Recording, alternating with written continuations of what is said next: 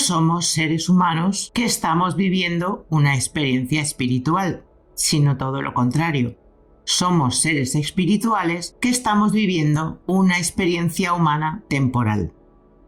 El reencuentro con Dios, Supremo Creador, Fuerza Divina, Mente Universal, como queráis llamarla, no es en el más allá, sino en la Tierra, en un lugar preciso del cosmos, y con la reflexión necesaria en momentos en que muchas veces se vive una religiosidad limitada a un consumismo voraz, olvidando reflexionar sobre lo profundo de la espiritualidad que nos lleve como guía a construir un mundo mejor. El teólogo y paleontólogo jesuita francés Pierre Teilhard de Chardin profundiza en este sentido en diversos textos. A continuación vamos a ver unas frases escogidas con un análisis comparativo entre religión y espiritualidad.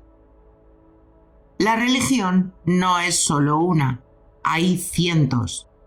La espiritualidad es una. La religión es para los que duermen. La espiritualidad es para los que están despiertos. La religión es para aquellos que necesitan que alguien les diga qué hacer y que además quieren ser guiados. La espiritualidad es para aquellos que prestan atención a su voz interior. La religión tiene un conjunto de reglas dogmáticas. La espiritualidad invita a razonar sobre todo y a cuestionar todo. La religión amenaza y asusta. La espiritualidad da paz interior. La religión habla de pecado y de culpa. La espiritualidad dice, aprende del error. La religión reprime todo y en algunos casos es falsa. La espiritualidad trasciende todo, te acerca a tu verdad. La religión habla de un Dios. No es Dios. La espiritualidad es todo y por tanto está en Dios. La religión inventa. La espiritualidad encuentra. La religión no tolera ninguna pregunta. La espiritualidad lo cuestiona todo. La religión es humana. Es una organización con reglas de hombres. La espiritualidad es divina y sin reglas humanas. La religión es causa de divisiones. La espiritualidad une. La religión te busca para que creas. La espiritualidad tienes que buscarla para creer. La religión sigue los preceptos de un libro sagrado. La espiritualidad busca lo sagrado en todos los libros. La religión se alimenta del miedo y la amenaza. La espiritualidad se alimenta de la confianza y de la fe.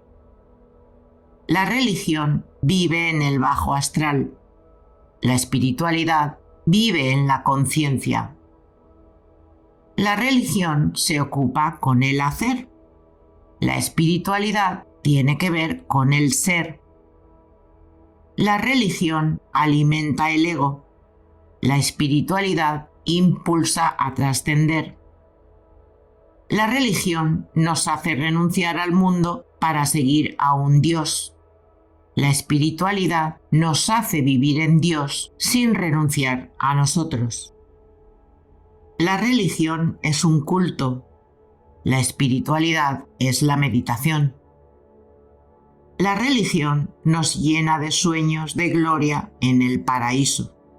La espiritualidad nos hace vivir la gloria y el paraíso aquí y ahora. La religión vive en el pasado y en el futuro. La espiritualidad vive en el presente. La religión crea claustros en nuestra memoria. La espiritualidad libera nuestra conciencia. La religión nos hace creer en la vida eterna. La espiritualidad nos hace conscientes de la vida eterna. La religión promete vida después de la muerte. La espiritualidad promete encontrar a Dios en nuestro interior durante la vida y la muerte. Los términos religión y espiritualidad se utilizan a veces como sinónimos, pero en realidad son bastante diferentes. Pero aún así no están completamente desvinculados, solo que tienen más diferencias que similitudes. La gente se ha preguntado por el significado del universo y otras cuestiones existenciales desde el principio de los tiempos. La religión y la espiritualidad están relacionadas con estas cuestiones de muchas maneras. Sin embargo, para responder a estas preguntas, primero debemos analizar el significado de estos dos términos. La religión se define como un sistema particular de fe y culto. Suele clasificarse como el culto a una fuerza sobrehumana, en particular a Dios o a dioses. También implica ciertas actitudes, prácticas y servicios. La religión también se basa en la vida y las enseñanzas de un personaje histórico.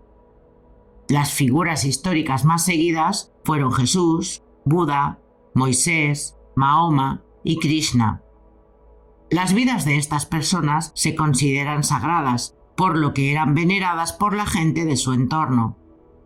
Estas personas formaron la base de sus creencias a través de rituales y prácticas en su comunidad.